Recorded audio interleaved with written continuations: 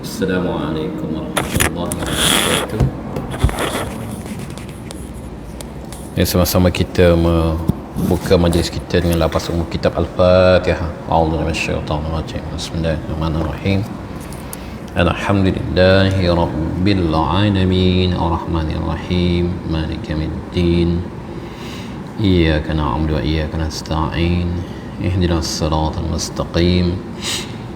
Siratal ladzina an'amta 'alaihim ghairil maghdubi 'alaihim waladdallin. Amin. Alhamdulillah alladzi la ilaha illa huwa al-malikul quddusus salamul mu'minul muhaiminul azizul jabbarul mutakabbir subhanallahi amma yusyrikun.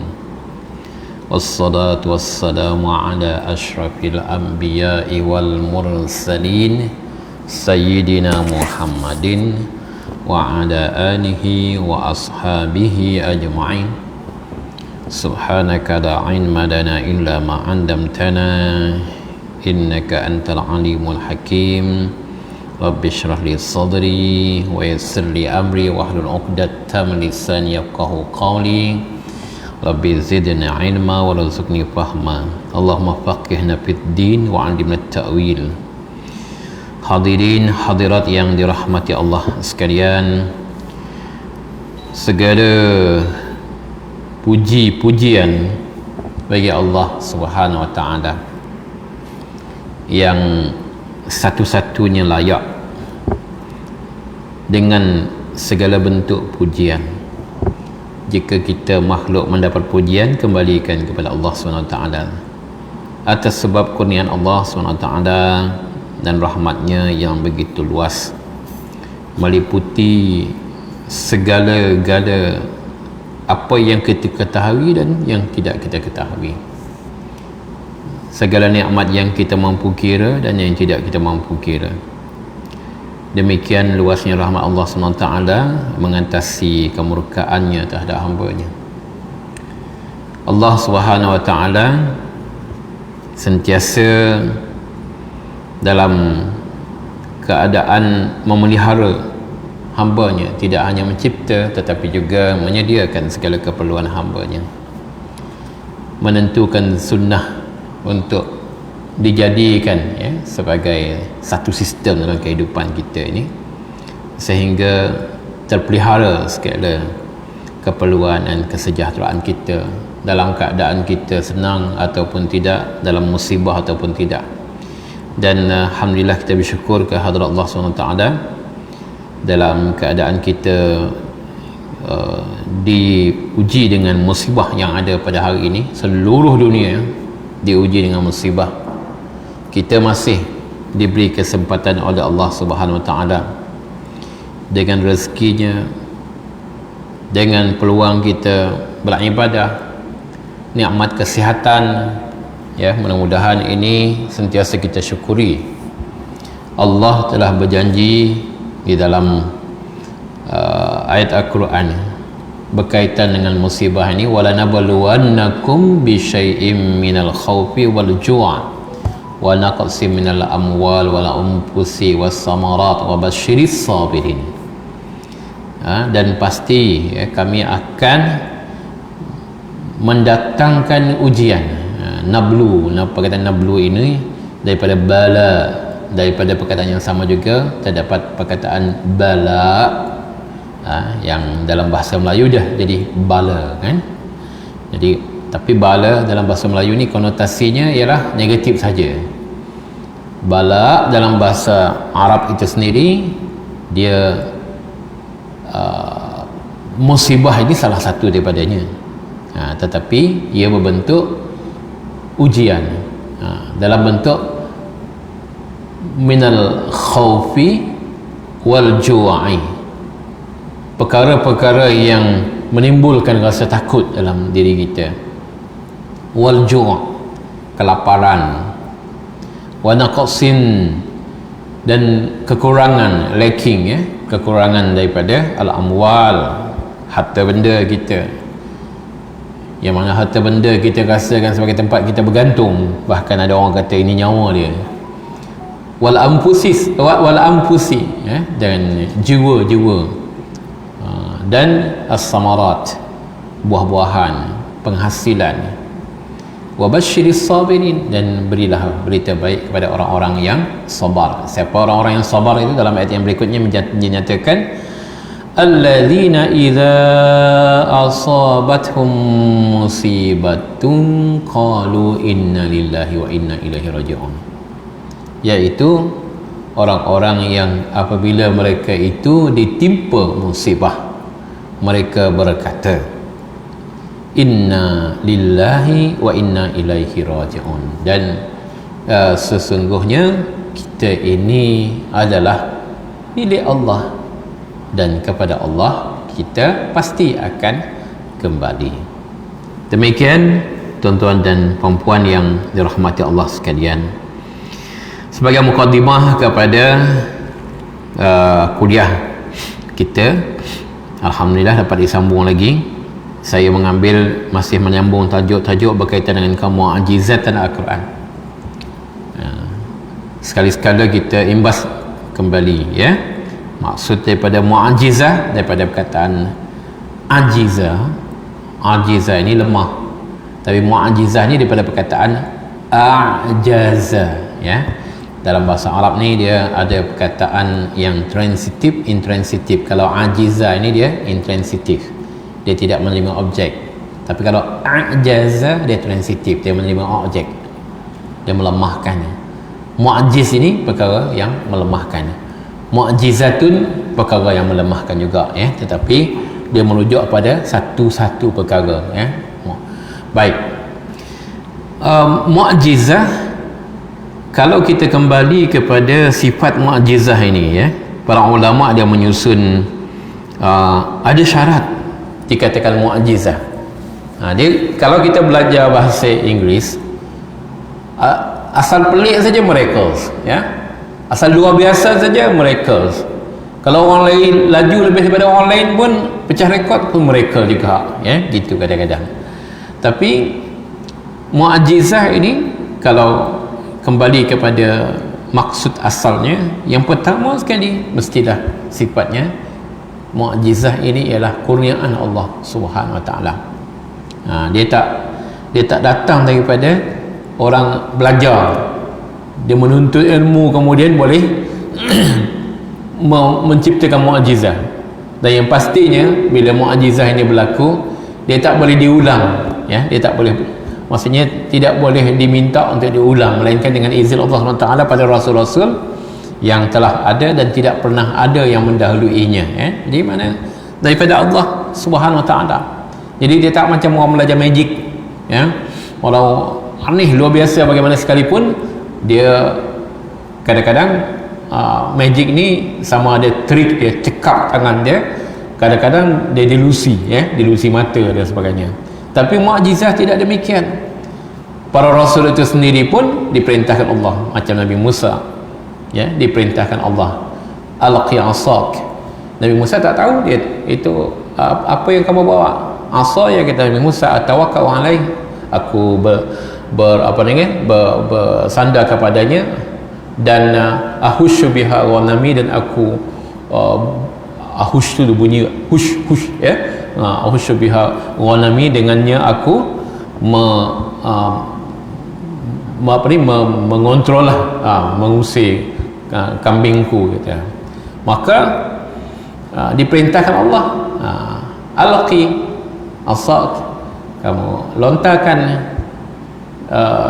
tongkatmu itu. Nabi Musa tak tahu kenapa kena lontar tongkat. Fahiya hayyatun tas'a, maka berlakulah, jadilah dia ular, dan Nabi Musa pun takut, kata. Kemudian diperintahkan ambil semula, dia tidak akan membahayakanmu. Sayu'idu, dia akan kembali kepada bentuk asalnya.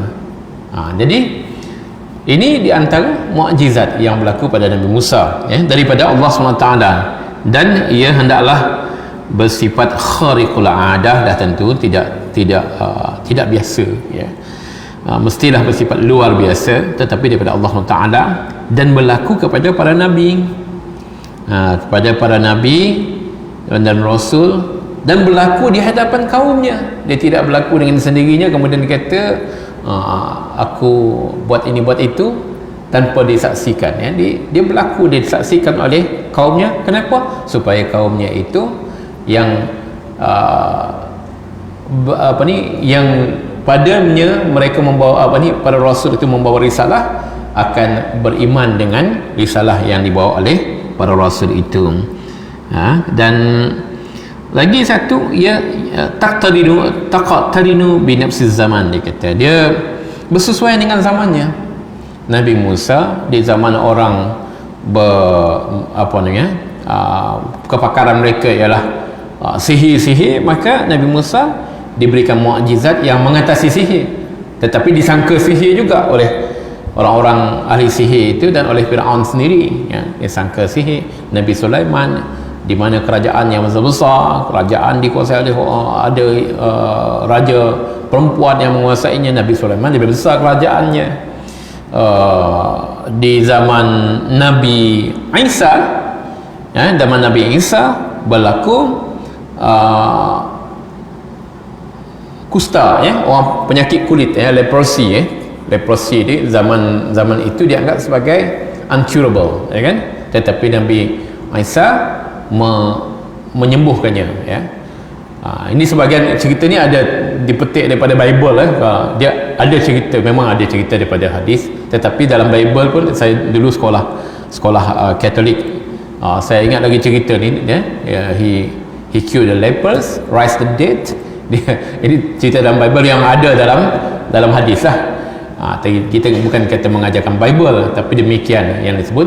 Tetapi pada orang Nasara, ini adalah miracles yang datang disebabkan sifat ketuhanan Nabi Isa, sedangkan apa yang dilakukan oleh Nabi Isa itu biiznillah, ya. Bahkan ada sebenarnya verse di dalam Bible menunjukkan ia dilakukan atas izin Tuhan, yang dalam Bible dinamakan the Father, ya, the Father.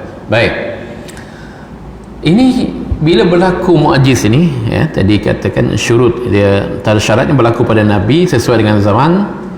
Kemudian lil mutabaqatul mu'jizah lil amri matlub, isbatuhum, dan berlaku mukjizatnya juga ialah bersesuaian dengan apa yang diperlukan untuk dibuktikan, ya, apa yang diperlukan. Sebab dalam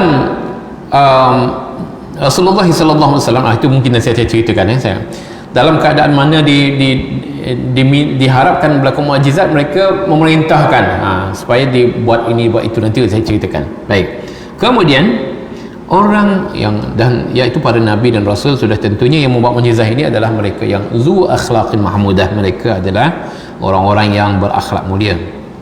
Baik, sebahagian daripada apa yang saya akan sampaikan malam ni adalah ulangan daripada satu kuliah yang telah disampaikan oleh almarhum Syekh Ahmad Didat, daripada awal tahun 80-an, hampir 40 tahun yang lalu, tetapi saya tengok sebahagian daripada poin-poinnya masih relevan lagi, ya. Jadi dia bermula dengan mentakrifkan mukjizat ini, ya, mukjizat ini, yang mana apabila berlaku mukjizat pada rasul-rasul yang sebelumnya, maka apabila datang Nabi Muhammad sallallahu alaihi wasallam, mereka menuntut juga, ya, mereka menuntut kepada Nabi Muhammad sallallahu alaihi wasallam. Kalau Nabi dahulu mereka kata mereka ada mukjizat ini, ada mukjizat itu, kamu apa mukjizatnya? Bahkan sampai ke hari ini orang-orang Nasara, orang-orang Kristian lah, mereka disebabkan banyak berlaku sekarang dialog antara agama ni, kan, mereka merasa dicabar oleh golongan debaters, orang-orang Islam ni. Mereka tanya balik, kamu, Nabi kamu tu apa mukjizatnya? Dia kata, kalau Jesus mukjizatnya ini dan itu dan itu, Nabi kamu apa mukjizatnya? Ini soalan dia, ya. Jadi ada cabaran kepada Rasulullah SAW, dan perkara ini dirakam dalam Al-Quran, ya, dalam rakam dalam Al-Quran berkaitan dengan tuntutan mereka, ya. Sepatutnya dalam Al-Quran tu banyak ayat, ya. Laula unzila, alangkah bagusnya ataupun alangkah baiknya jika diturunkan kepada kamu, jika turun kepada ini apa ni nabi ni, nabi apa seperti ini. Dia kata yamshi fil aswaq, ajak kulut ta'am wa yamshi fil aswaq, dia makan minum macam kita juga, dia berjalan-jalan di pasar macam kita juga, pergi shopping juga nabi. Apa ni nabi macam ni? Laula unzila alaihi malakun, kenapa tidak padanya tu dia datang dengan malaikat. Dia kata datang malaikat, nampaklah ke luar biasaannya ada malaikat dia ni, baru kami percaya. Bukan itu saja yang mereka minta kepada Rasulullah sallallahu alaihi wasallam, bahkan antaranya permintaan mereka ini, dia minta jadikan gunung, ni dia tunjuk ni gunung tu, ubah gunung tu jadi emas kalau kamu memang seorang nabi, ubah jadi emas. Atau kamu cipta tangga yang begitu tingginya naik ke langit sampai nanti di sana kamu turun, kamu bawa kitab, baru kami percaya. Ya kan? Maknanya mereka ada ukuran mereka sendiri, dia macam parameter lah, ya. Kalau macam ni baru nabi, kalau macam tu baru nabi. Tetapi Allah Subhanahu Wa Taala tidak melayan demikian. Ada cerita seorang mu'allaf juga, dia dalam keadaan dia ada satu fasa, orang mu'allaf ni dia ada pertembungan dengan Islam, dia akan mula ada keraguan pada agama dia, sampai satu ketika dia kata Islam ni mungkin betul lah, kan. Kata aku pun tak yakin dengan agama aku, kata. Kemudian bila sampai satu masa, Tuhan, dia kata, kalau inilah kebenarannya, kamu tunjukkan pada aku satu keanehan, satu keluar biasa menunjukkan engkau kuasa.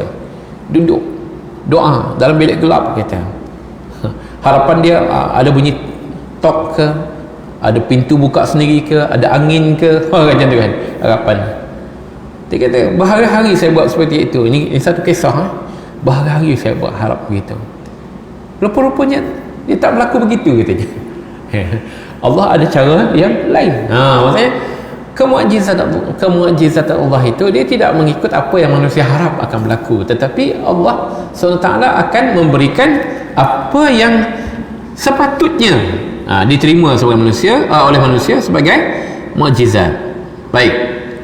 Jadi di antaranya di dalam surah Al-Ankabut yang kata-kata laula tadi banyak, laula ni. Antaranya dalam surah Al-Ankabut disebut waqadu laula unzila alaihi ayatun min rabbih, kalaulah kepadanya diturunkan ayat ini, bukan ayat seperti yang kita sebut, ayat ini tanda-tanda, ya, daripada Tuhannya. Qul innamal ayatu indallah, maka beritahu mereka tanda-tandanya terserah pada Allah, ya, bukan apa yang mereka harap, mereka minta, maka itulah tanda-tandanya. Wa innama ana nazirun mubin, dan aku ini hanyalah seorang pemberi peringatan yang jelas, mubin, ya. Itu saja yang ayat yang diwahyukan oleh Allah Taala untuk Rasulullah sallallahu alaihi wasallam sampai kepada mereka. Kemudian pada ayat yang berikutnya Allah Subhanahu wa taala berfirman, awalam yakfihim anna anzalna alaikal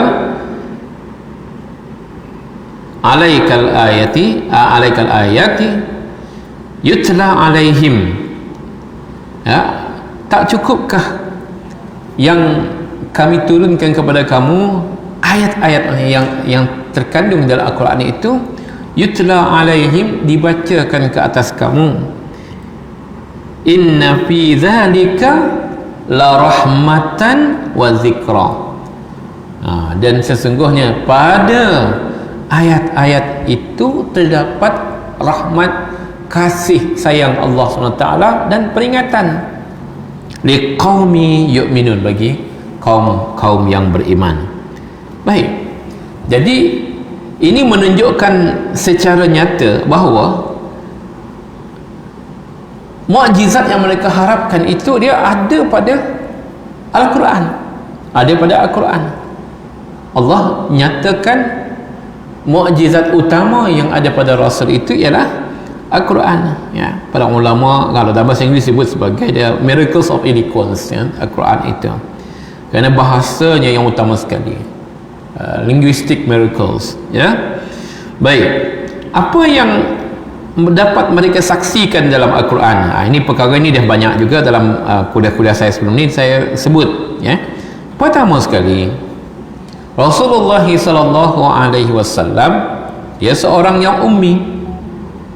Dia seorang yang ummi. Keummian iaitu tidak boleh membaca, tidak boleh menulis, dengan sendirinya adalah satu kemukjizatan.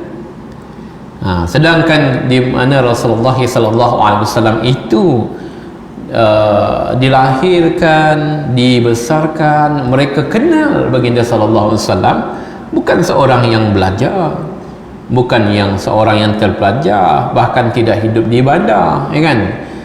Baginda sallallahu alaihi wasallam daripada kecil dihantar oleh ibundanya ke asuhan Halimatus Sa'diyah, Suwaibatul Aslamiyah, di kampung, di kalangan orang-orang Badui. Ini penting kalau kita belajar sirah Rasulullah SAW, apa rahsia-rahsianya dan apa rahsianya Rasulullah SAW ini. Seorang yang yatim, kemudian mengembala kambing. Ini ada rahsia-rahsianya tersendiri yang kita boleh belajar daripada sirah.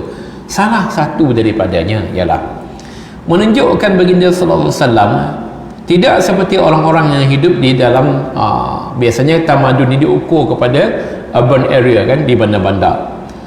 Orang yang terpelajar, dia pick up knowledge, pick up ilmu daripada orang ni, dengar daripada orang itu, dengar daripada sana, kan. Tapi ini di kalangan orang-orang Badui, yang umumnya orang-orang Badui ini baginda SAW umumnya diketahui sebagai orang yang kurang terpelajar. Maka di situlah Rasulullah SAW membesar.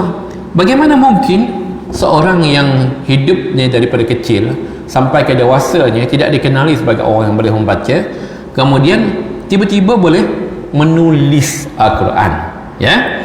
Jadi musuh-musuh Islam dia kata, betul, okey, dia ini seorang yang tidak boleh menulis dan tidak boleh membaca, tapi dia seorang yang bijak, dia kata. Dia bijak, dia pintar. Kan boleh saja ada orang yang bijak, tak boleh membaca, tak boleh menulis hanya kerana tidak belajar, kan? Tetapi bukan berarti bodoh. Bukan berarti bodoh. Maka Syekh Ahmad Didat dia kata, assuming dia kata, kalaulah mereka ini, ya, kalau kita katakanlah apa yang mereka kata ni betul, Nabi Muhammad sallallahu alaihi wasallam yang menulis Al-Quran seperti mereka dakwa, dia pick up ilmu, pengetahuan, data dan sebagainya, dia ambil daripada orang-orang ni, kumpulkan jadi satu buku, dia kata, ya. Sedangkan kita tahu, kita sebagai umat Islam, kita tak terimalah hakikat tu. Tapi kita cuba kita olah dari segi logik, ya. Allah SWT menyatakan, wa ma yantiqu anil hawa in huwa illa wahyun yuha. Dan Nabi itu dia tidak berbicara daripada hawa nafsu. Apa yang dibicarakannya, apa yang keluar daripada mulut baginda sallallahu alaihi wasallam itu adalah daripada wahyu yang diwahyukan oleh Allah SWT. Baik, kita andaikan, kita andaikanlah. Sekarang kita lihat fakta, ya. Kita lihat fakta. Al-Quran ni katakanlah ditulis oleh Nabi Muhammad. Katakan, tapi kita tahu bukan, kan? Kita tahu bukan. Dan ia terdiri daripada 114 surah. Kalau kita tengok mushaf yang standard pada hari ini, sebenarnya banyak standard mushaf ni, ada lebih daripada 600 muka surat. 600 muka surat, 114 surah, 30 juzuk, yang 30 juzuk kemudian hari lah.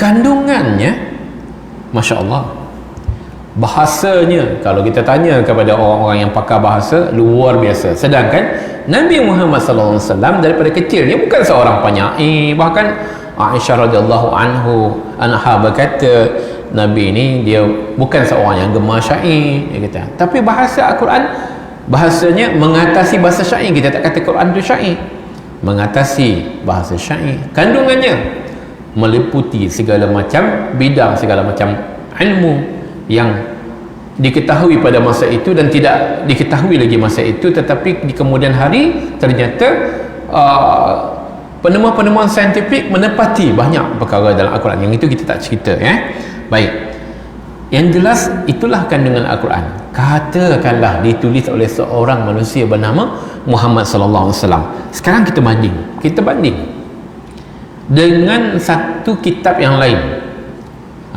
Ya, terus terang saja, ini dah rakaman ni, kita Bible, ya. Bible ni ada yang utamanya 2 version. Dia banyak version sebenarnya.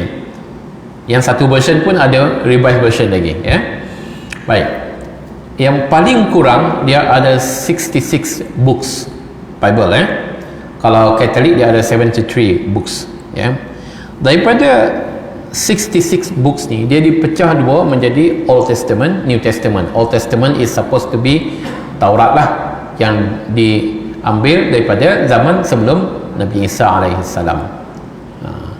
Tapi kita lihat Bible ni disusun secara kronologi, daripada Genesis sampai ke Revelation. Baik, kalau ada, saya tak ada sampel buku sini, ya. Kalau ada satu Bible sini, dia yang tebalnya itu yang Old Testament, yang nipisnya di belakang itu ialah New Testament, ya. Ada John, Luke, Mark, Matthew dan sampai ke Revelation. Ada lebih kurang New Testament ni ada ada 24 books. Books ni macam surah lah. Penulisnya ada 40 orang lebih kurang, dalam 40 orang penulis. Katakanlah untuk menghasilkan Bible ni memerlukan 40 orang penulis, dan Al-Quran ini katakanlah ditulis oleh Nabi Muhammad sallallahu alaihi wasallam. Tak ke hebat Nabi Muhammad sallallahu alaihi wasallam menulis seorang diri dalam masa 23 tahun. Ayat-ayatnya itu meskipun dengan tajuk-tajuk yang macam berselera, tetapi dia saling cantum-mencantum dengan bahasa yang cantik dan lengkap melengkapi. Tidak ada konflik pada fakta-fakta yang terkandung dalam Al-Quran itu. Sedangkan dalam Bible itu sendiri bukan orang Islam yang menyatakan, tetapi mereka sendiri mengatakan, ya, dalam satu risalah yang Syekh Ahmad Didat keluarkan, dia kata daripada Jehovah Witness, 100,000 errors in the Bible. Bukan kita orang Islam yang sebut, mereka sendiri, ya, tentang figures 4,000 ke 40,000 ke, ya. Jadi tentang satu event dia ada pencanggahan fakta. Jadi itu mereka cuba untuk bila mereka nak balas balik, sedangkan bukan kita yang korek, mereka nak balas balik. Hari ni banyak cubaan, ya, untuk mereka nak kata the contradictions in the Quran. Antaranya dia kata linguistik lah, fakta ini ya, adakah sembahyang tu 3 kali ke, ataupun bumi ni dibuat dalam masa 6 hari ke 7 hari ke. Dia kata kalau kita tengok Dr. Zakir Naik telah menjawab banyak lah dalam perkara tu, ya. Tapi kalau balik pada tadi itu, out of the 40 authors, yang paling voluminous, ya, dalam menulis itu ialah Paul. Sebab tu dikatakan Christianity pada hari ini itu ada yang menggelarkan sebagai Paulinism ataupun Paulinity, dikata, instead of Christianity. Daripada New Testament tu dia 24 buku, 27 27 books. 14 is written by Paul, oleh seorang manusia. Itu pun yang paling banyak menulis itu pun senipis ni, gitulah. Kalau Al-Quran dibandingkan sekian, 600 lebih, ada 608, ada yang ikut version lah, ya. Baik, jadi tuan-tuan dan puan-puan, kalau secara logik itu sahaja pun Nabi Muhammad sallallahu alaihi wasallam menunjukkan tidak mungkin dia dengan sendirinya seorang diri menulis Al-Quran itu, melainkan ia adalah kalam daripada sumber yang bukan dirinya sebagai manusia. Kalau kita belajar Al-Quran, kita belajar hadis pun, bahasa dalam hadis pun, kalau orang yang biasa, ulama-ulama biasa dengar satu perkataan ni, dia tahu ini bukan Al-Quran, ini bukan Al-Quran, ini hadis. Bahkan ada di kalangan ulama hadis tu begitu biasanya dengan bahasa, ini satu hadis yang bukan hadis kita la aslalahu pun dia tahu ini bukan kalam Nabi yang seperti ini, ya. Uslubnya itu luar biasa, ya. Allah bagi ilmu kepada orang-orang ini atas amalan mereka. Baik, jadi tuan-tuan dan puan, itu saja sudah menunjukkan begitu luar biasanya apa yang dibawa oleh baginda sallallahu alaihi wasallam. Sekarang kita lihat lagi, ya, satu pembahasan berasaskan kandungan di dalam Al-Quran. Di dalam Al-Quran ini Allah Subhanahu wa taala menyebut tentang nama-namanya. Di antaranya dalam muqaddimah tadi itu, kalau dalam surah Al-Hasyr itu, wallahu allazi la ilaha illa huwa ar-rahmanur rahim alimul ghaibi wasyahadah war-rahmanur rahim. Kemudian pada ayat berikutnya, wallahu allazi la ilaha illa huwa al-malik al-quddus as-salam al-mu'min al-muhaimin al-aziz al-jabbar al-mutakabbir. Dan keseluruhannya dalam Al-Quran itu kita boleh jumpa 99 nama itu.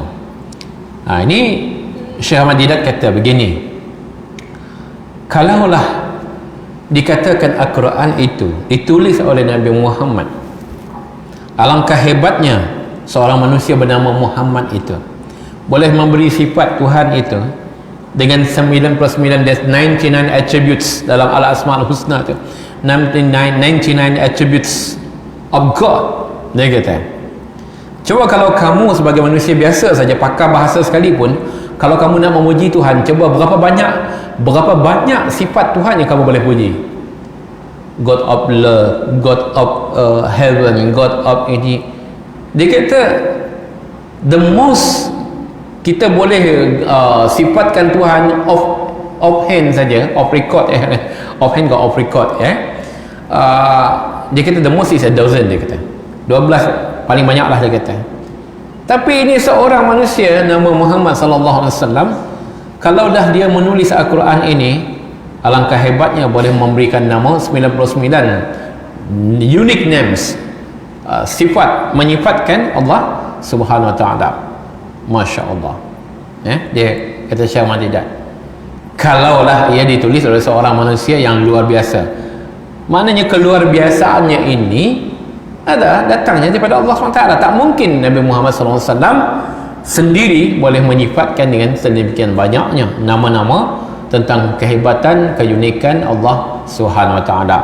Sedangkan dia kata dalam banyak-banyak nama ni, sedangkan kalau dia pick up daripada orang-orang yang terdahulu, agama yang terdahulu, daripada orang Yahudi, daripada orang Nasrani, dia kata orang-orang Yahudi Nasrani dulu, mereka diantaranya membiasakan menamakan abana, dia kata aba, father, the father, abana, dalam banyak-banyak nama yang dijadikan sebagai puji-pujian yang begitu banyak oleh orang-orang terdahulu, ia tak ada di dalam nama yang dipilih oleh Allah SWT di dalam Al-Quran itu. Sedangkan untuk menyebutnya lebih mudah, dia kata instead of ab dalam Al-Quran disebut Rabb, bukan ab, kan? Jadi itu yang dipilih, menunjukkan bahawa Al-Quran itu dari aspek pemilihan nama sahaja sudah menunjukkan kehebatan Al-Quran itu dalam menyifatkan kebesaran nama Allah Subhanahu Wa Taala. Jadi kenapa ini mengikut analisa ni Syekh Ahmad Didat ni kata, kenapa tidak terpakai nama ab ataupun bapa untuk menyifatkan kepada Tuhan. Sama ada bapa ini dia bersifat metaphorical ke, ataupun juga dikatakan sebagai the begotten atau yang mana father of this begotten son.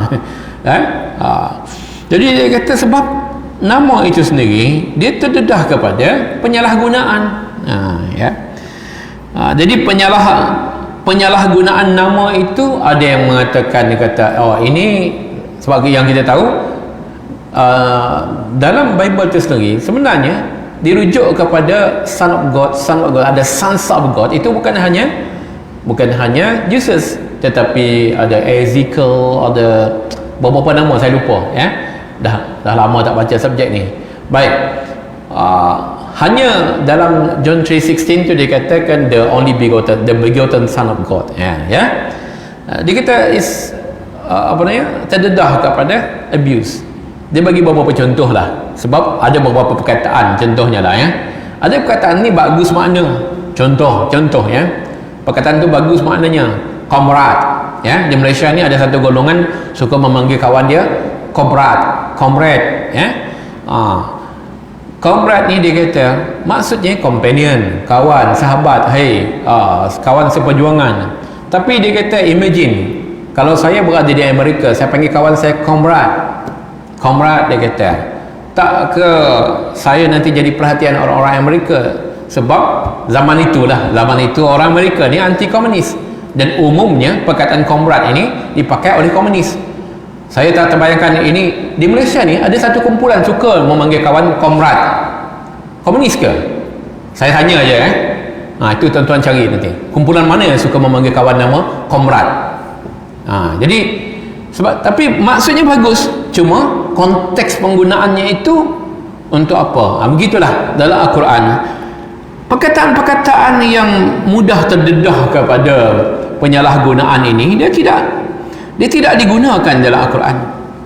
Bahkan kalau diingatkan kepada orang-orang, ya ayyuhalladzina amanu la taqulu ra'ina wa qulu unzurna, dalam surah Al-Baqarah itu, jangan kamu berkata ra'ina, ya Allah, ra'ina ni jaga, pelihara kami, tapi unzurna, tapi lihatlah kami. Padahal maksud perkataan itu sebenarnya tidak ada masalah maksud dari segi literalnya, tetapi konteksnya boleh jadi tidak baik. Okey, kita ada masa 4 minit lagi. Jadi oleh kerana itu Al-Quran dari segi pemilihan perkataan itu sendiri, khususnya dalam perkara-perkara yang dinisbahkan kepada Allah SWT, Allah memilih kata-kata yang sesuai untuk disifatkan pada dirinya. Kita tak boleh nak letakkan perkataan, contohnya Allah Maha Proaktif. Walaupun kita kata proaktif kan bagus Ustaz, tapi Allah tak sifatkan dirinya sebagai proaktif gitu kan. Allah yang Maha memotivasi kita walaupun kita ada bahasa tu kan, tetapi Allah menyifatkan dirinya dengan bahasa, dengan pemilihan istilah yang sangat bertepatan dan teliti untuk menyifatkan dirinya. Kita gunakan Allah yang kalimah yang Allah pilih untuk dirinya, dan dengan nama-nama itu pada walillahil asmaul husna fad'uhu biha. Bagi Allah itu dia ada nama-namanya al-husna, nama-namanya yang mulia, namanya yang elok, maka berdoalah dengan nama-nama itu. Kita minta ya Allah, ya Rahman, ya Rahim, ya Malik, ya Kudus, ya Salam, Jadi Allah mengajarkan kepada kita adab dan perkataan yang tepat untuk menyifatkan dirinya. Jadi tuan-tuan dan puan-puan yang dirahmati Allah sekalian, jadi demikian bila bila disebut tentang bagaimana manusia menyifatkan Allah SWT ni, Allah juga disebut dalam surah Al-Ankabut ayat sebelumnya mengatakan laqad ji'tum syai'an idda, kamu telah melakukan perkara yang besar, keburukan yang besar. Takadu samawati yatafattarna, hampir-hampir saja langit ini dia pecah, meledak. Wa tanshaqqul ardu, bumi terbelah, wa takhirul jibalu haddan, ya, dan gunung-gunung jadi runtuh. Sebab apa? Anda'u lirrahmani walada, iaitu mereka manusia ini dan menyifatkan Allah ini seakan-akan Ar-Rahman, ya, Allah yang Maha Rahman ini seakan Allah ini ada anak. Ini perkara yang besar, perkara yang tidak layak untuk kena disembahkan kepada Allah SWT. Wa ma yanbaghi lirrahmani ay yattakhidha walada, tidak patut bagi mereka ini menyifatkan Allah ini Ar-Rahman ini ada anak. Ini yang mereka sebut tentang Allah SWT. Dan Allah ini Tuhan kita. Perkara yang mereka sebut tentang Allah yang tidak layak disebabkan kepada Allah ini, coba kita bayangkan tentang diri kita. Kita ada emak, kita ada anak perempuan, kita ada adik kakak perempuan, ya. Kalau orang kata sesuatu yang tidak layak untuk ibu kita, ya, mak sekarang ni budak-budak suka dia, mak kau hijau kita. Budak-budak kita, saya pun tak tahu di mana mak kau hijau yang ada skrin ni, ya. Jadi tapi saya pun tak minat nak tahu. Tapi benda yang jelas sumpah-sumpahan lah, maki hamun, ya kan. Kalau ada orang kata mak kita macam tu, apa kita rasa? Sakit hati kita. Ini sekarang ini orang berkata tentang Allah SWT, Tuhan kita yang maha mulia. Tuhan kita ni ada anak. Dah tu lagi nak minta pula hak untuk menamakan. Kami pun nak juga pakai nama Allah, dia kata. Kami nak pakai juga nama Allah, sedangkan banyak pilihan pada mereka ni nama-nama lain, tapi nak juga nama Allah ini. Tetapi disifatkan Allah itu dengan taslisnya, dengan trinitinya, dengan ada anaknya, dengan Tuhan bapaknya. Jadi relakah kita sebagai orang Islam menerima keadaan mana Tuhan kita yang tidak layak untuk disyirikkan dengan sifat-sifat seperti ini, ya, dijisib-jisibkan? Tidakkah kita rasa kita tersinggung? Kalau masih ada kita rasa tidak tersinggung ini, apa yang tak kena dengan kita? Yang tak kena kepada kita ialah telah hilang semangat keislaman kita itu, telah hilang semangat ketauhidan dalam diri kita, ya. Jadi kita tengok apa kesannya. Contohnya, walaupun berlaku menjaga kes, ya, budak-budak apa namanya, food panda ke, budak-budak GrabFood ke yang pukul, ya, kita taklah menyokong memukul ni, tetapi marah tu yang patutlah. Ada orang pesan nama, dia kata nama anak Allah. Kalaulah misal kata ada penghinaan ke atas kalimah Allah, mereka yang juga mengatakan kami pun minta hak guna nama Allah, mereka tak menunjuk pun apa-apa sifat tersinggung kalau misal kata kalimah Allah ini dihina-hina. Yang rasa tersinggung ni kita orang Islam saja, ya. Ini sedikit menambahlah tuan-tuan dan puan-puan sebagai apa namanya, pengakhiran daripada pembahasan kita ini, ya. Sebenarnya panjanglah kalau kita nak cerita tentang bagaimana pemilihan kalimat, kandungan Al-Quran dan sebagainya. Sebahagian daripadanya juga pernah saya sentuh, tetapi ini pada satu sudut kandungan Al-Quran yang jarang dibahas, ya.